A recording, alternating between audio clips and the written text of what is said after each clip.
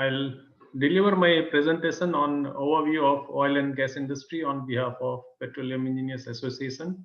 It's my pleasure to start with this session. I'll start straight away with the topic.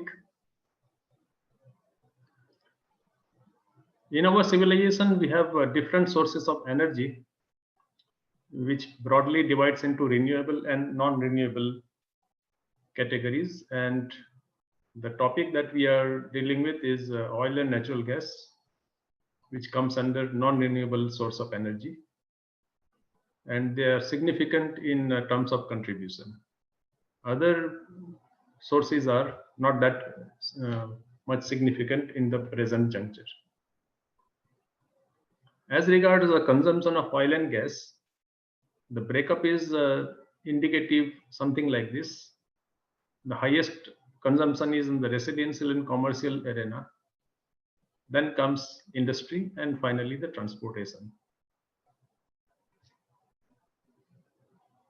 The general overview will be how this industry has evolved from its beginning. It is several centuries, but the recorded documentation and the present professional industry started some time later in the 19th century. And what we have seen today is the continuation of that.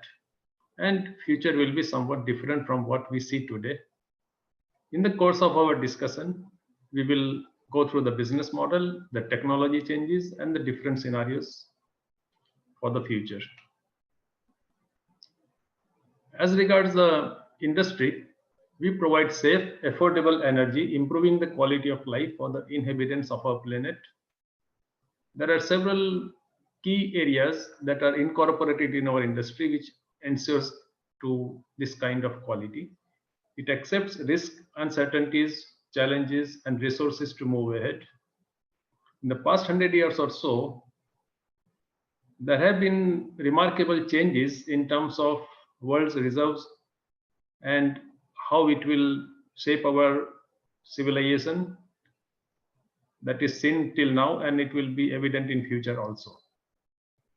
This is what it looks like as a raw material, and all our efforts are directed to find this from beneath the soil. Let us briefly look at the industry retrospectively. First well was drilled in 1859, that is the present technology. There are some earlier incidents also, but this is one which is most discussed and documented. It was in USA, and Colonel Drake was responsible for this. He was brought in by George Bissell, who is known as father of modern oil industry. Unfortunately, Drake invented the drilling rig, but he didn't patent it. So towards the later years of his life, he lived on the pension from the government, a life of penury. This is something very unfortunate. And the first petroleum engineer recorded in our history is John Franklin Carl. His era was also late 19th century. He was from US. And in terms of corporation, in terms of organization, Standard Oil Company is one of the pioneer companies, and it was contributed by John D. Rockefeller, who was a towering personality in this industry. He did it in 1870s, and he has contributed a lot for technological and organizational inputs in bringing the Standard Oil Company to the forefront of oil discovery. By 1912, United States produced more than 63% of world's petroleum. Russia's Baku field provided 19% and Mexico about 5%.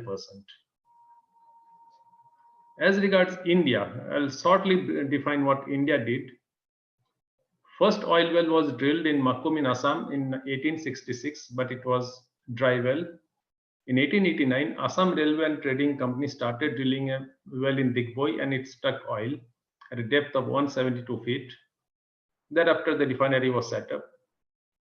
Among the major discoveries, Bombay High was discovered in 1970s, to be specific, 1974, and production started in 1976. Now we come to the segments of petroleum industry. This petroleum means oil and gas. It has broadly categorized into upstream, which consist of operating and service companies, drilling contractors, and several vendors. And you can add many other agencies like regulatory authorities and ministry, government departments.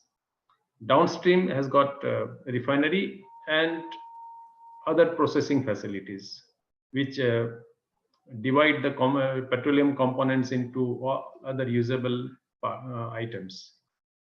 Then we have others like transporters, traders, regulators, institutions, investors, insurance, storage systems, consultants, support services, out of which several come into the category of midstream.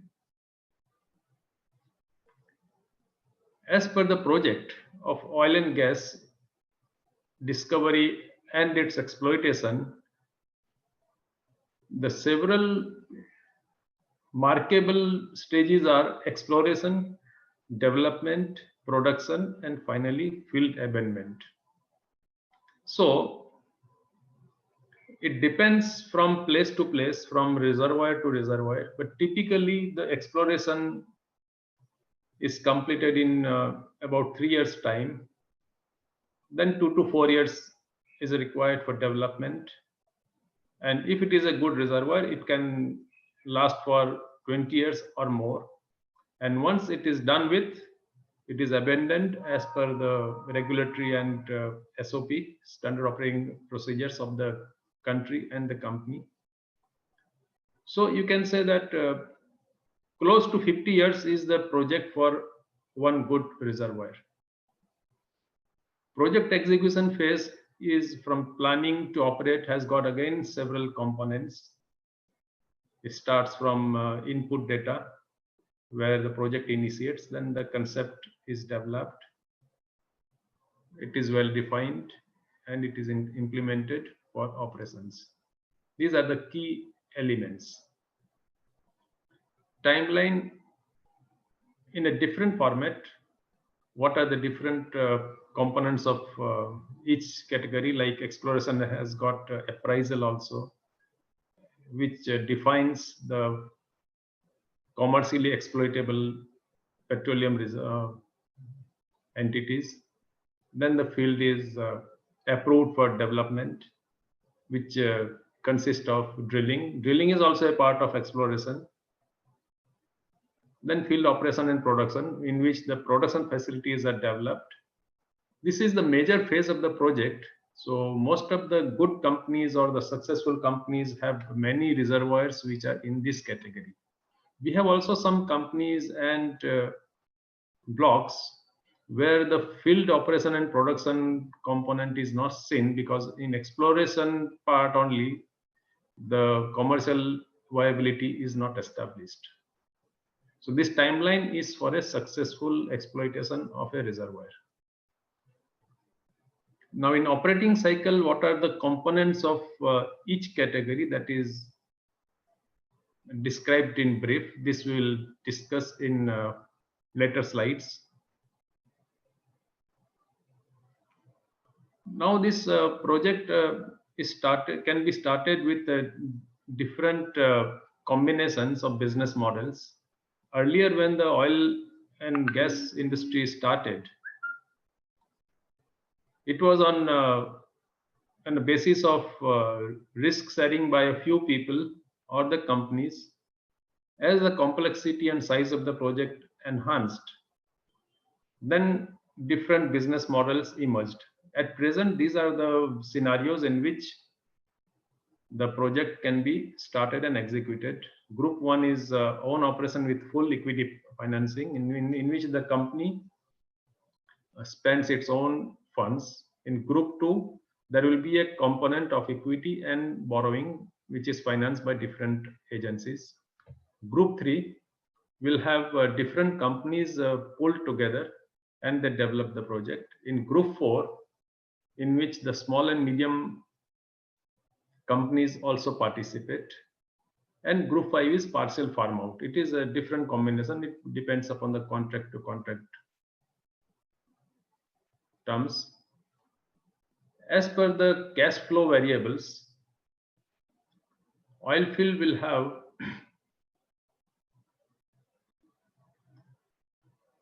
revenue from oil, associated gas, and some other products. Gas field will have gas, condensate, and other products. It will have capital expenditure to develop, to explore, develop, and produce, which are listed as here: seismic survey and interpretation, data gathering, interpretation, exploration drilling, appraisal drilling. It is followed by development drilling, subject to discovery. Then setting up of production facilities. That also varies widely depending upon the layout, whether it is onshore or offshore. Then the midstream segment, where the pipelines are laid to transport the material from oil and gas from the producing site to the processing site, that is refinery and other processing companies. Then the infrastructure to market these products and capitalized maintenance. Then the OPEX, that is operating expenditure part. To execute this project, working capital is required, which can be which has got two main components: variable and fixed. In terms of product prices, it has got the royalty income tax, which is loaded besides the cost of producing, which is borne by the customers. There are some other segments also that we will not discuss here because the time is limited for this presentation. In a typical project flow chart, the exploration starts with seismic data acquisition. Then it is processed, model is prepared, and prospects are worked out. Then exploration drilling starts. Exploration drilling can be wildcat. Then after the discovery, there will be appraisal drilling, and the delineation wells will be drilled. Then the production facilities will be there. Production phase, where the reservoir studies will be conducted along with the production. Planning for offshore field development is somewhat different because the activities are different. It will have a subsurface team, which is exploratory site, surface team, which will have exploratory, drilling, testing, production, reservoir management, and exploitation at the surface. It will have R&D institutes. These R&D institutes will back up this team as per the requirement of a particular exploration field. Engineering services, because various facilities are engaged to explore and exploit this oil and gas, and it is a technology-driven project, so engineering support is required. They will provide support to exploration team, to drilling team, the well services team. Offshore logistics is required to mobilize the drilling rig to the location, various support vessels like supply boats, moving the equipments from the base facility to the offshore locations, moving the manpower, and as the people stay in offshore, they need to be catered to by catering and other facilities. Finance, marketing, and project monitoring team. These are somewhat different from what we see in onshore facilities. Typical exploration and production company interactions will have drilling. These are the disciplines: testing, stimulation, facilities, artificial lift, design and construction, transport, consultants, internal groups, government. There are various support services and software at every stage of the project. This design and construction will consist of building the facilities for the different units that are required for seismic surveys. It starts from a seismic survey for drilling units, various equipments, drilling a well. Then if it is offshore or onshore, in onshore there will be group gathering stations. In offshore there will be process platforms, unmanned platforms, pipeline laying, and land of things. Disciplines required where this oil and gas industry will demand. They are geologists for exploration and development. The departments are sedimentology, geophysics, petrophysics, geomechanics, health, security, safety and environment, drilling, completions, artificial lift, operations, IT data management, training, reservoir engineering, production engineering, legal, procurement, human resources, management, joint ventures, government, commercial activities, economics for the project, execution and monitoring, and the contract. Each one can be discussed in separate things. I'm just summing up what are the things that are there in this discipline-wise segregation. Then we also need different service providers, because the exploration company will not have all-in-one inclusively. So the services hired by the service providers, they will provide the services in drilling, testing, stimulation, cementing, enhanced oil recovery, geoscience, waste treatment and disposal, well control, software, product and equipment supplier, seismic activities, wireline, slick line, coil tubing unit activities, support services, which also includes logistics, research and development, drilling fluid services, project management. Drilling fluid and cementing, sometimes they are clubbed together. They are known as fluid services.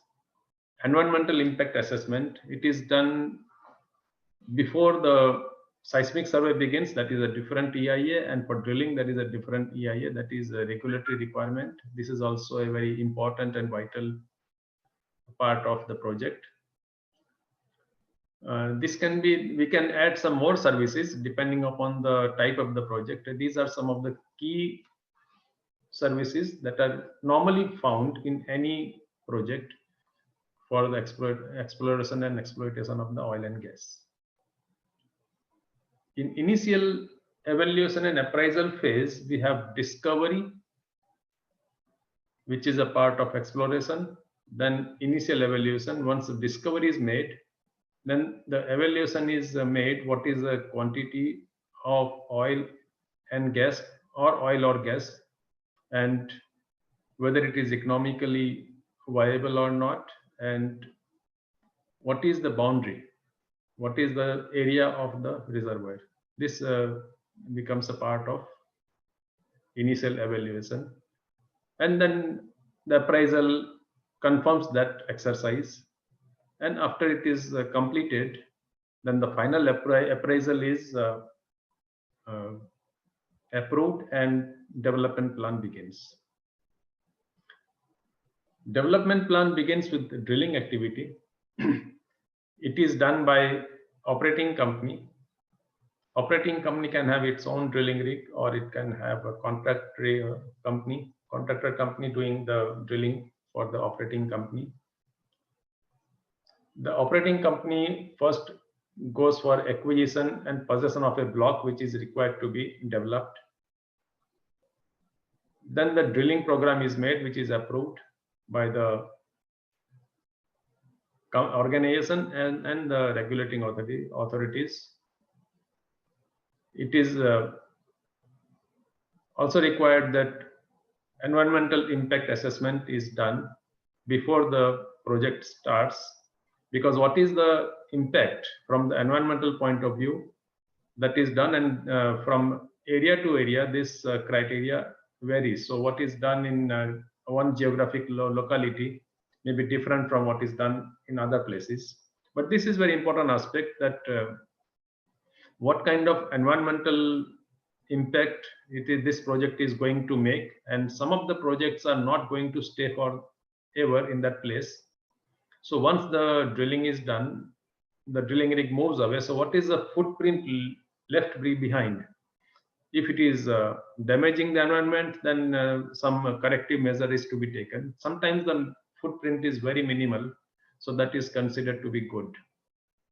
So once this is approved by the regulating authorities, the drilling plan is prepared and approved, and resources are mobilized for executing the drilling plan, and drilling is done. In onshore it is done in a different way, offshore it is done in a different way, that we will discuss separately. And once the drilling is over, the drilling unit moves to a new location for a new drilling activity. If you see the typical drilling time breakup, most of the time that is dedicated is drilling. Then comes logging. Logging is lowering the electro-logging tools inside the well once it is drilled to a certain depth. And the parameters of the formation is recorded by the tools lowered, and it is interpreted, and that gives some more information, which is in addition to what is gathered in seismic survey and other geophysical studies. Reaming, circulation, casing, cementing, WOC, these BOP wellhead, they are also contribute to some extent. These are the indicative breakup. In some cases, some of the components like logging may require more extensive efforts, and in some it may be less. But this is based on majority of the wells. Other category in the past slide was showing that about 14% time is devoted to the drilling of the well. Now, what these others are? They are lost circulation. These are the complications, power problems, drill string lost, fishing, well influx, pack off, rig floor problems, other NPT, non-productive time. Now, this may or may not be there. This is not planned, but sometimes they happen. So we have to incorporate them even though it is not planned. If we calculate the well cost and we see the components, then we will find that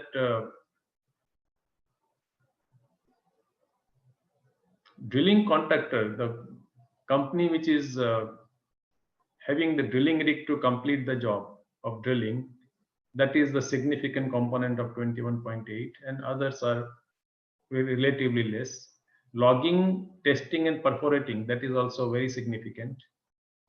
And this is these components will vary from different category of wells, whether it is exploratory or development or wildcat wells. We'll come to that later. This breakup also has transport, equipment rental, communication, mobilization, power and fuel, supervision. This is indicative, and this percentage can vary from well to well and category of wells, and also depends upon the locations. Types of wells are defined broadly as under. Exploratory wells are drilled to discover the field, which again can have wildcat. Wildcat means first among the wells in that locality in which we do not have much legacy data available. Once the discovery is made, then the appraisal wells, and once commercially viable quantity of oil or gas is discovered, then what is the boundary of that reservoir? That to delineate that, we drill some wells which are known as delineation wells. Once the exploratory part is over and delineated the discovered field, then the development wells are drilled. Development wells are drilled in onshore in a different way, in offshore in a different way. In offshore also, we will have different categories. We'll discuss again.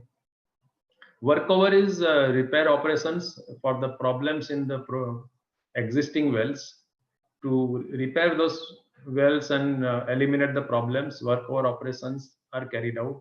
It can be carried out using drilling rig, or there can be facilities which may not require drilling rigs. So there can be rigless activity also.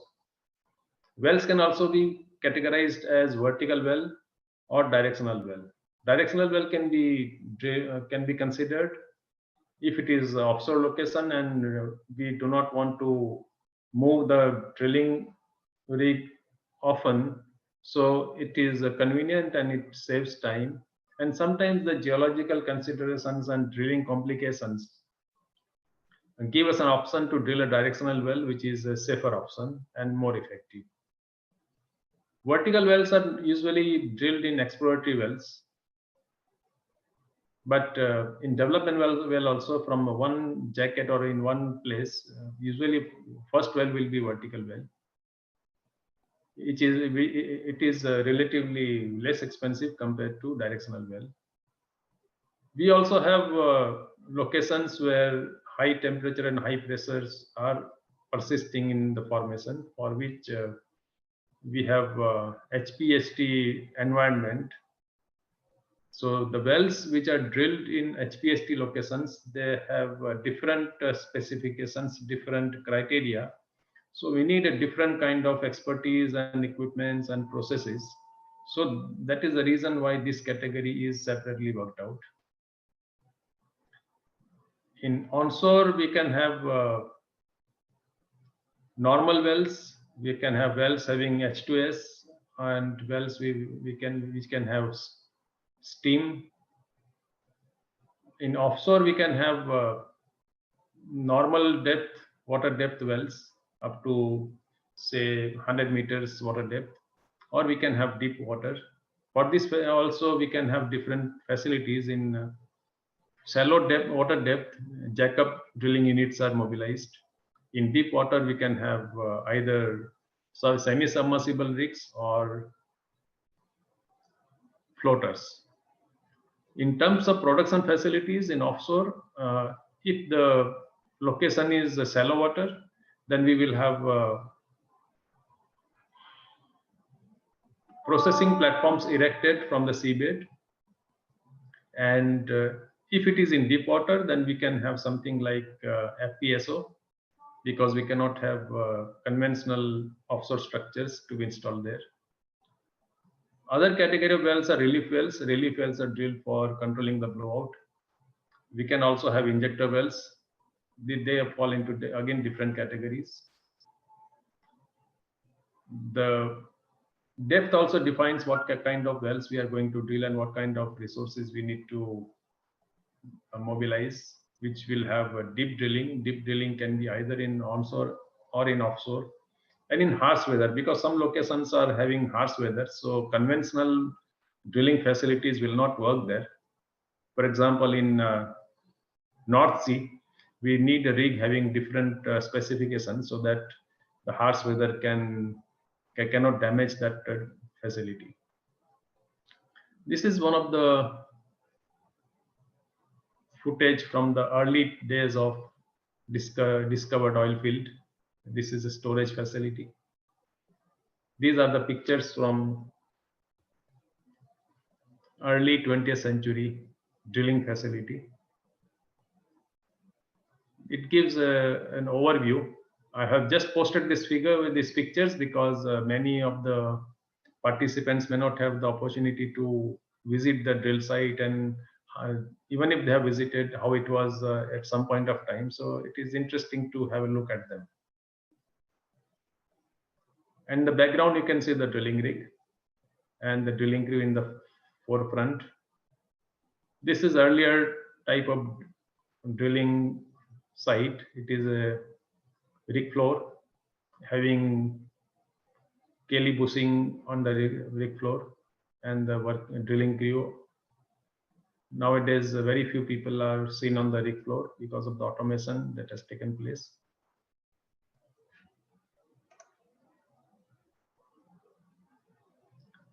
This is making up the drill string in earlier times.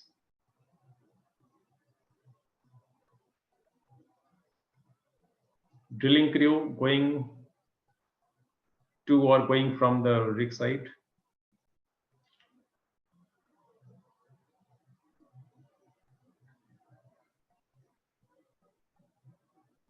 This is also a drilling facility. This is a picture from 1938 California site. These are drilling rigs. Completed well will have something like this. The picture is showing the Christmas tree, which has got series of valves. Here the center is having this is the well, and on the right side is the pipe, which is carrying the fluid to a processing facility. Now drilling rigs, we come to briefly define what the drilling rigs are. For onshore, the drilling rig is simple in terms of capacity and construction. For offshore, it can be jackup rig, semi-submersible, floater. The floater can be either barge or a conventional floater, or it can be dynamically positioned floater also. Deep drilling rig will have capacity to handle the tubulars to reach to the depth of the target point. So it has got more capacity. Workover rig will have less facilities because it is to work only on the produced well. Harsh weather rig we have discussed in the past. Drilling rigs in pictures. Some of the drilling rigs I will show you in pictures. This is a semi-submersible stacked in water. Semi-submersible, the legs will not go down to the seabed. It will have a pontoons which will be loaded with water to the quantity depending upon how much should be the submersible portion of the legs. This is a facility which is showing rigs also and some processing structures. So two things in one. This is a composite structure. In the front, you can see one line, one pathway. It is going to another module of the structure. On the right side, we can see the support vessel. On the left hand side is again a semi-submersible rig. This is also a picture of semi-submersible rig. Nowadays, semi-submersible rigs are not used that much. Mostly either it is floater or jackup rig in offshore. This is a onshore rig picture. In surrounding areas, you can see the bunk houses, which will have different facilities and accommodation areas. This is a jackup rig. Jackup rigs are mostly three-leg supported rigs. On the right side is a heli deck where the helicopter can land. On the left-hand side is the mast. On the bottom of the mast is a jacket, which will have the templates for drilling number of wells depending upon how many templates are there. This kind of jackup rigs can usually work up to 100 meters of water depth. This is a floater rig in the front. And the background also, these two are floater rigs. It can work in deeper water. If the jackup rigs cannot be moved to a deeper location, then the floaters are used. This is a drilling rig in a desert area. You can find this kind of facilities in Middle East. There's some animals in the forefront. This is also onshore drilling rig with some facilities around. This is also a picture of semi-submersible rig. Well operations in pictures. This is a coil tubing unit. Coil tubing is used to do the rigless operation or with rig operations also. When the conventional activities are not feasible or they are not effective, then coil tubing unit is sometimes used to lower in the well to complete certain activities which can be more result oriented. It can do variety of jobs like removing the sand-packed tubulars inside the well or other things which we'll discuss separately. This is a scene of a well having BOPs in the over on the well, and on the background you can see some pumping units. So this is probably a frac unit position for to carry out the fracturing job. This is a cementing operation of earlier time. Temporary pipelines are laid. They are connected from the cementing unit to the well for pumping cement inside the well. This is a cementing unit again for onshore location. This is a unit doing some rigless activity. If you have to carry out some operations in the completed well without the availability of the rig, this can be done. This is economical than moving a complete rig to carry out the same operation. This is a driller's console of a drilling rig. This is where the driller sits, and he is having various panels having the drilling parameters, which is displayed on real-time basis, and he can control the drilling operations from this unit, which is in front of the drill string that he is working with. This is a picture of a flaring operations when there is a testing going on, and the produced fluid, which is either oil or gas, that is needs to be disposed of. It can be disposed of by flaring it.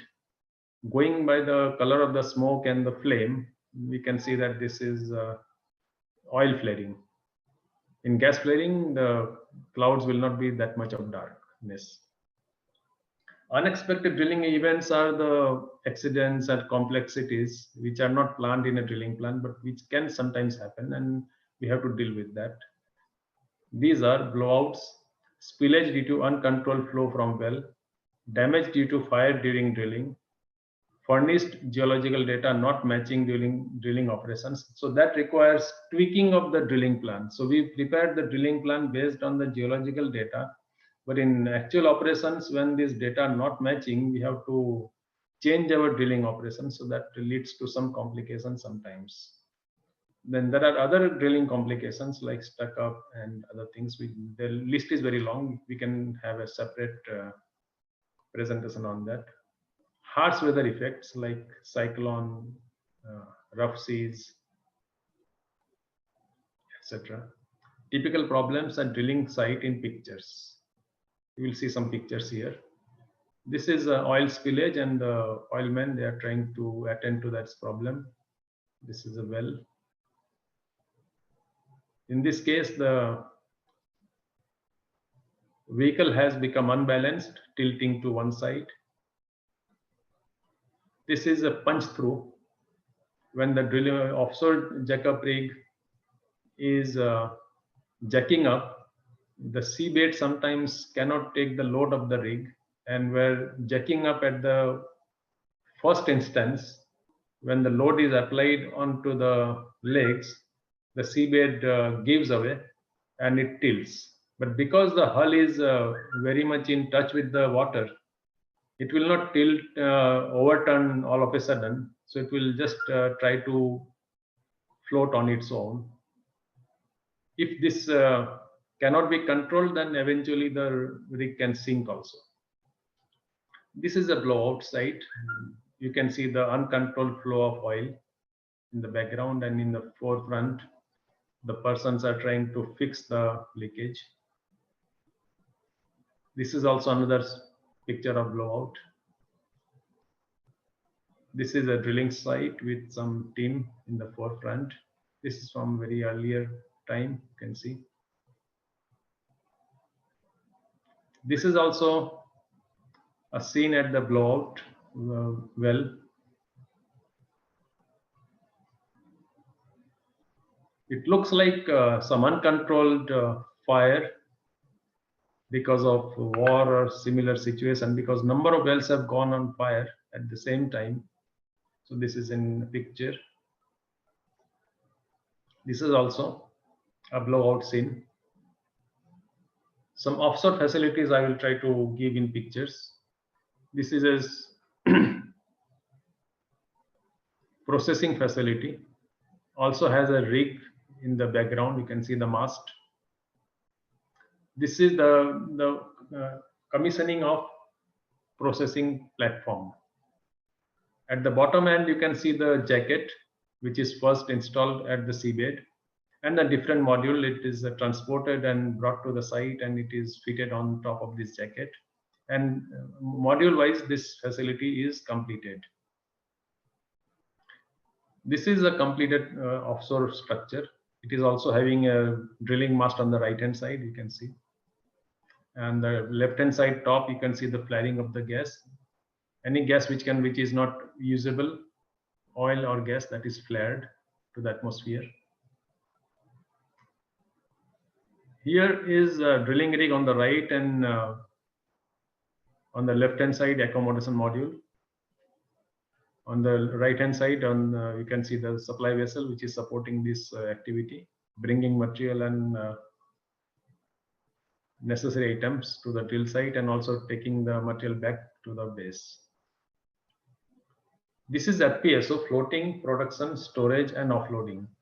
If the water depth is more, then this kind of facility, it floats and it can accept the oil from the produced well. It can store to a certain capacity, and it can offload to the tanker, which will take the material out of that site. So this is known as FPSO unit. In this composite picture, you can see tension leg platform, tender assist drilling rig, floating production unit. The tension leg platform has got the 10 legs, but it will not go to the seabed. It will have a tension by means of buoyancy. So the structure of the unit is not giving the weight to the seabed. Where if the water depth is more, then sometimes this TLP structure is used. So there are some other categories where also we can have that. Barge carrying mobile offshore drilling unit, MODU. This is a barge which can carry the drilling rig on its deck. You can see the background, there are 3 legs. So it is carrying the drilling rig from one location to the other location. This jack-up rigs can be transported from one location to other location either by towboats or by a drilling barge or by this barge. There are some barges which are large enough who can carry more than one drilling unit. 2, 3 drilling units can also be carried on that. This is also an important part of the offshore logistic operations. In oil and gas company, the drivers for performance, as can be seen from different projects, we need to have a team with a domain expertise, which can be drilling or geology, geophysics, reservoir engineering, petroleum engineering, costing. Then technology, we should have the right technology so that the project can be completed successfully at the best prices possible. Reliability, the reliability of the project execution should be high so that failures are less and costing is less, accidents are less.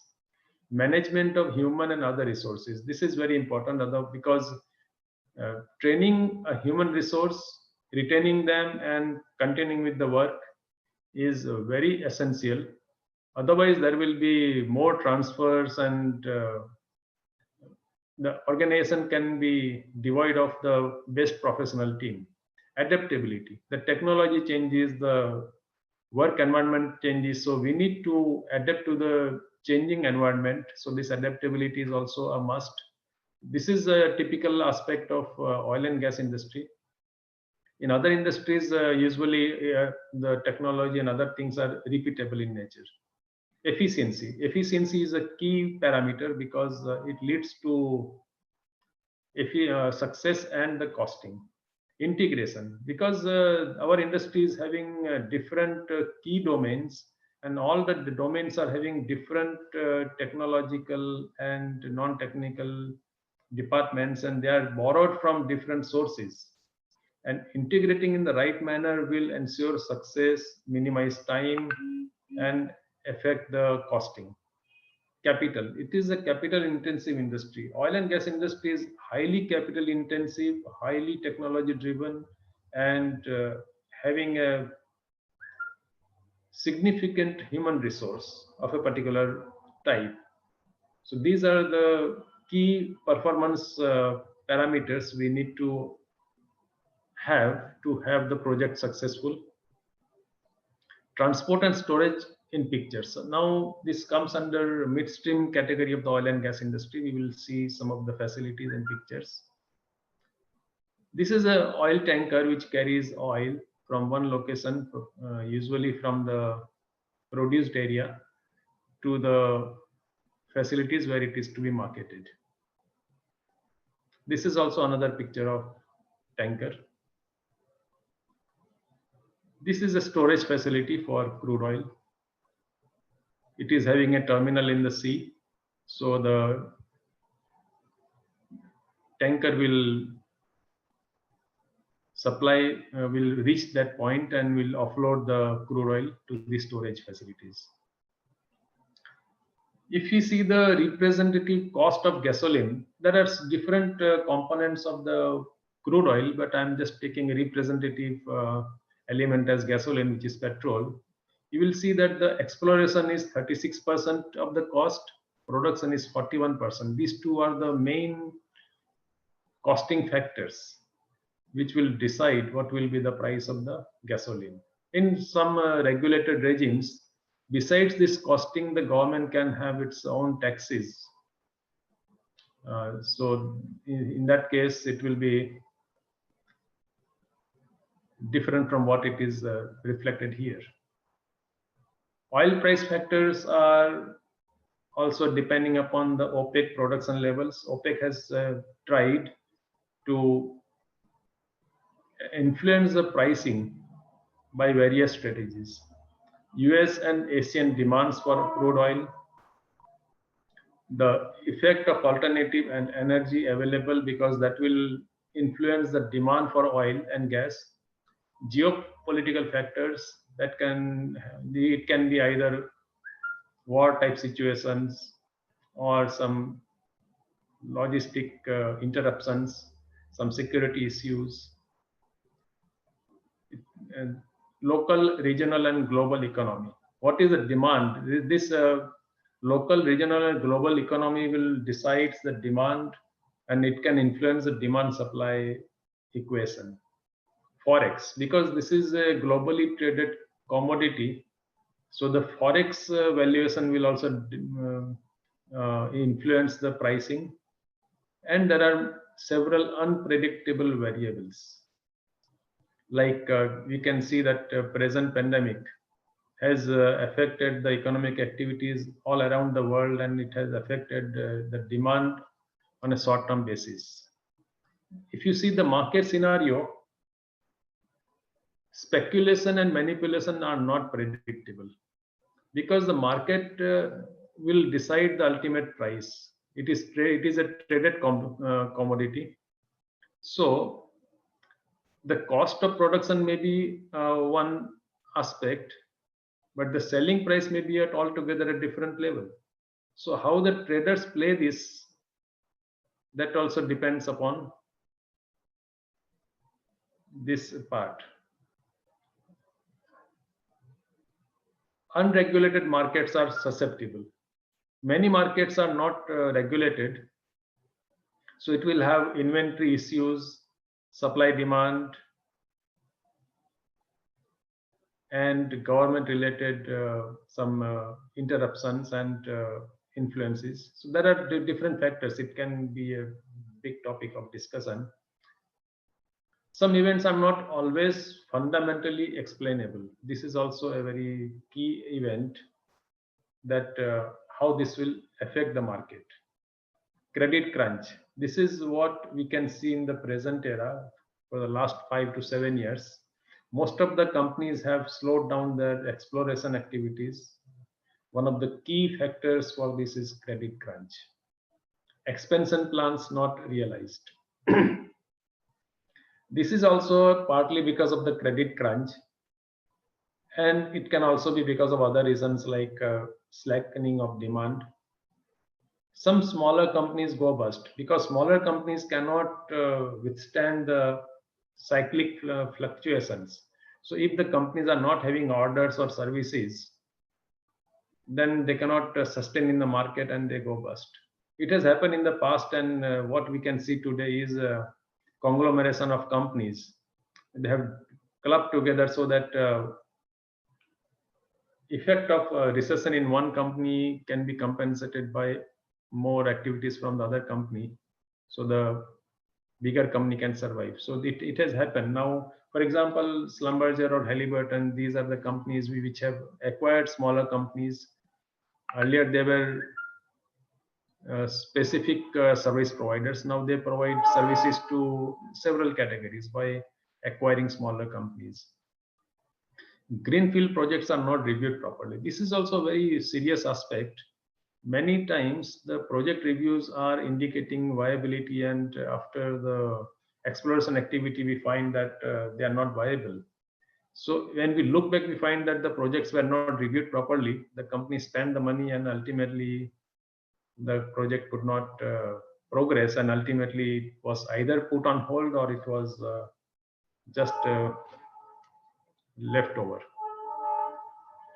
Falling prices, it can also influence the oil and gas activities. This has happened in the recent past when the oil prices fell below. Nationalism brings entry barriers, and there are certain other handicaps like duties, royalties, which can also influence the project execution. Inventories, sometimes inventories, they influence the production decisions. Macro risk, global slowdown, recession, it happens once in a while, but it also influences the oil and gas industry in a big way, because oil and gas, these are the commodities which cannot be stored in large quantities. So at the most we can have 2 or 3 months inventory in every place. Beyond that we have to produce less. This can be interestingly discussed in a specific topic.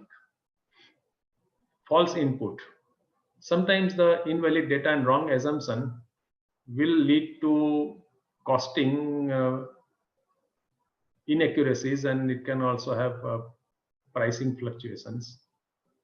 Manipulation is also another factor.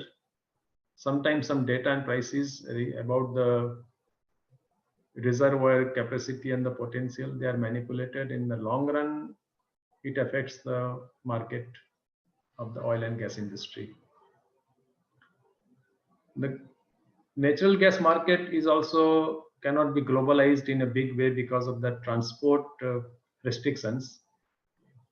So in a shorter distance it can be transported, but unlike crude oil, it cannot be transported everywhere in the globe.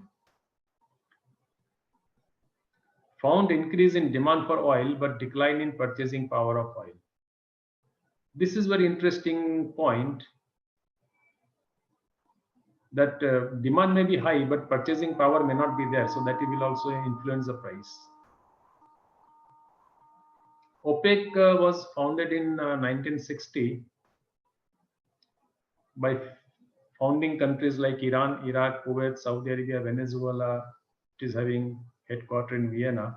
They are having a large say in shaping the oil and gas industry, including pricing and production also. In 1971, 6 other nations also joined OPEC. They are Indonesia, Qatar, Libya, UAE, Algeria, and Nigeria. Now there are 13 members. The factors for deliberations are corruption among the elite and government. This is prevailing in some countries and they influence the oil and gas industry significantly in that localized area.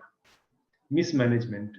Mismanagement can be because of poor caliber or wrong data considerations, and there are several other factors which affects the oil and gas industry in execution of the projects. Squandering of petroleum wealth. it is endemic. It happens from one place to another place, and it has happened several times in several areas, which is also historically documented. Regulations, critical research needs, strategic and enabling factors. Some places are highly regulated and some places are not so highly regulated. So economic activity in oil and gas industry also depends upon the regulations which are forced upon, because it ultimately affects the pricing. Environmentalism, it is also practiced differently in different parts of the world. So what are the credible alternatives? The alternatives have to be worked out on case to case basis, on time to time basis, and on location to location basis. Human factors framework, pool of companies in 2002, they came out with this outcome that human factors has got three key areas at three levels. One is at the individual level, second at the job level, and third at the organization level. And in totality, they found that who is doing the job at the individual level in terms of risk perception, competence, skills, personality, attitude, that drives success and performance. Then as a team, what kind of job is assigned and what kind of environment the team is given, that also decides the result. And at the organization level, what is sustainable over a long time horizon is the culture, leadership, resources, work pattern, communication. So this is where we find that different organizations, they perform differently in different areas over a period of time, and they found that these parameters are very vital, and human factors in the success of the oil and gas industry projects, they are vital. So we cannot have them ignored, even though we have right technology, right equipments, right processes, SOPs. But if the human factors are not worked out properly, we can have problems in attaining success at a reasonable performance levels. So to have the best practices, these are the components which needs to be considered. In this case also, human factors is also one of the key areas, documentation of the standard operating practices and the connectivity of different layers of human interactions. These things are highlighted here. In the Indian context, if you see that in the energy market, 28% is from crude oil and 7.15% is from natural gas. So coal is still the key supplier, but still we cannot undermine the importance of crude oil and natural gas. But the one vital parameter is that India is starving for oil and gas, because still about 70% of our requirement we are importing, because we do not have enough producing blocks in India. And this situation is not likely to change in near future also, because most of the good reservoirs, they have aged, they are on the declining stage, and good reservoirs are not discovered in recent times. So there is a pressure on demand side, so we will keep importing at that level. This is what the analysts are predicting. About the business aspect of the past, present, and future, a politician needs the ability to foretell what is going to happen tomorrow, next week, next month, and next year, and to have the ability afterwards to explain why it did not happen. It is true at the political level, but it is also equally true at our industry level, because what we are forecasting, what we are planning, if it goes wrong over a period of time, and because ours is a capital intensive industry, we cannot have unlimited time horizon to spend money and not get the revenues. So a good leadership should be able to foretell to what extent we should spend and whether we should spend at all or not, and what should be our strategy to operate in the oil and gas business. There are several components in this particular topic, which is very interesting, and most of the companies either survive or they vanish from the scene because of mismanaging this aspect. Hubert prediction was made long ago, and as per that prediction, we should have peaked in terms of production of oil around 2000, but it seems that this needs to be reworked, and because we have not yet decided, or we have not found when exactly it is going to peak and whether what is going to happen in next 10 to 15 years. There are predictions and extrapolations, but it is not as on date supporting the Hubert's prediction. Oil price outlook at the current prices is going to remain high if the demand remains same. There are different parameters. With the new policies, the price can come down. With sustainable development, it can further go down. So it depends upon the demand and how we are discovering the new fields. This is a IEA study and have forecasted up to 2040. So in all likely scenarios, it seems that the oil price will remain high. It will make many of the projects viable, because if the oil price remains high, then many high cost projects like HPHT wells, deep water projects, they become viable if the crude oil prices are high, because their cost of production is high. Views on predictions. The scenario is controversial. It was reported in 2004 in USA Today that there were 40 years of oil left in the ground. This is debatable as per some experts, and more so.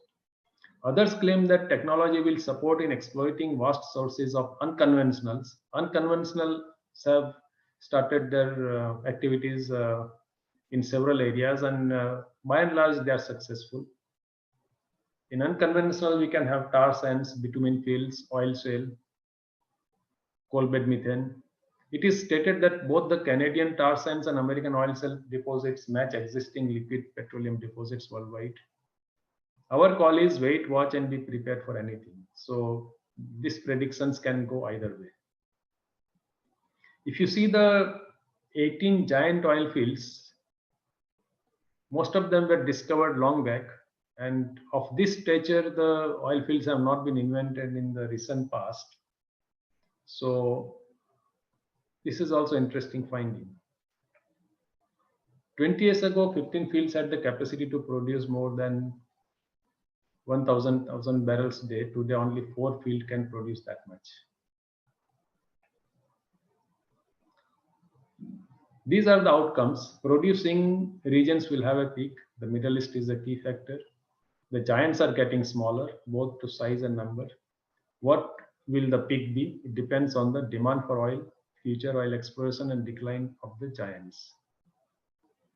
Oil and gas industry will dominate more than half in 2040 based on projection.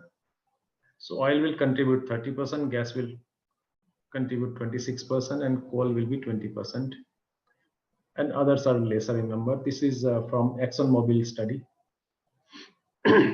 Message for petroleum engineers. These are the 2 questions. As per the BP Energy Outlook in 2019, is petroleum engineer a good long-term career choice for a college student? And second paper is SP paper. Would you recommend that your son or daughter go into petroleum engineering? The optimistic answer is yes, with a sense of caution. On the other hand, be prepared for alternative career if optimism fails to sustain, because there are many factors which are intrinsic in nature, intrinsic in the sense that oil and business aspects, and there are some extrinsic in which the political events, pandemic, civil war, overall economic recessions type of happening, or economic boom. So these are the factors which can overturn our prediction. Message for all: This industry has historically evolved from various challenges and moved in higher orbits of integrated development, changing at all levels. Stakeholders are very diverse, yet seamlessly interconnected. You will see that most of the technology and the expertise, they come from different fields, and they are heterogeneous. They are not they are not linked to each other in terms of the studies, but we have to connect them. Like reservoir engineering, that is different from mechanical engineering, which is used for building a sophisticated rig, or the IT for that matter. So we have to see how we can link them together to perform in the best of the industry's expectations. Look for a role in this industry based on your credentials for contributions and growth. Challenges and opportunities will remain at individual and collective levels at all times with several dynamic variables. Conclusions. History of petroleum industry is intricately interlinked with economical, social, political, military, intellectual, and other factors. This industry has immensely contributed in shaping course and nature of civilization. Individual pursuits, collective efforts from all stakeholders and environmental aspects will have direct bearing to advancement of this industry. So if we sum up all these things, then we can find that there are so many variables and there are so many fixed factors which will decide the outcome and the sustenance of the industry in which we are operating. So the new career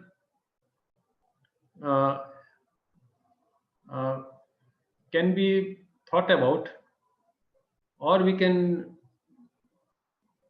decide which carriers we can have, option 1, option 2, option 3, if one doesn't work. This is important. So I have tried to give an overview with a focus that what one can look back, how the industry has moved, and what is its present status, and what it can, where it can go in future, and where we can position ourselves. Because many of the courses in petroleum engineering and allied fields, they prepare the students with a set of skills, but the industry is too big and too diverse. So there are many other areas where the career optimist can plan their careers. So I hope I have given an overview, and this is probably summation of at least 10 different topics which can be expanded further for detailed studies.